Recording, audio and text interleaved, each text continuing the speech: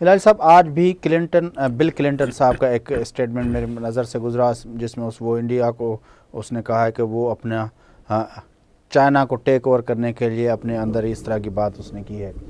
کافی analyst دیکھتے ہیں کہ ہندوستان کے ساتھ جو ٹائز ہوئے ہیں اور جو یہاں پہ امریکہ رول بڑھا ہے اس کو کچھ لوگ چائنا کے کانٹیکسٹ میں دیکھتے ہیں.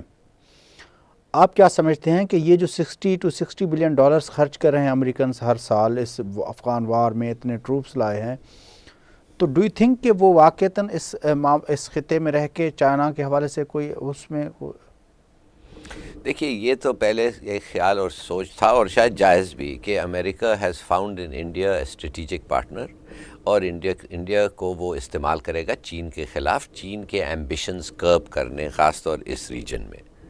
اور یہ ریجن امپورٹنٹ ہے، ادھر آئل بھی ہے، ہر اسٹریٹجک بھی ہے یہ وہ.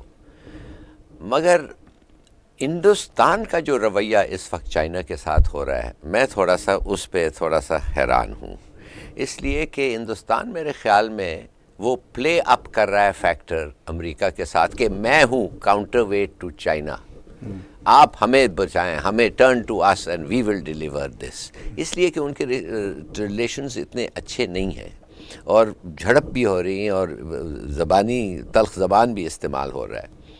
ٹھیک ہے، ہندوستان تو ویسا ہی ہے ہی، ہندوستان ہمیں تو بلی کرتا رہتا ہے اور اس کے چھوٹے نیبرز کو تو وہ بلی کرتا رہتا ہے.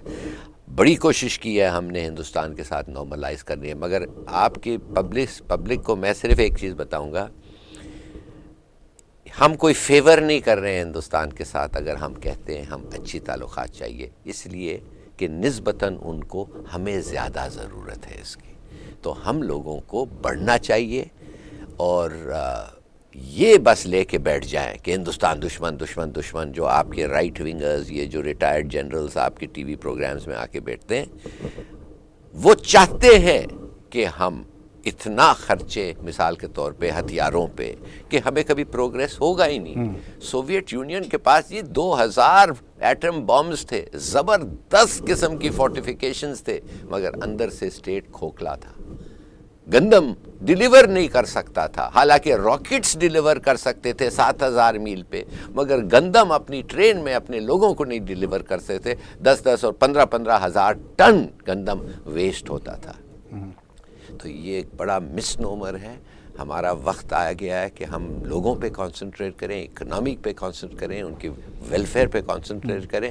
کوئی فائدہ نہیں کہ ونڈرفل بیٹرمنٹ. بڑی مہربانی ظفر ہلالی صاحب، آپ نے ہمیں Thank you. جوائن کیا. صاحب وسطو صاحب تانجی بڑی مہربانی.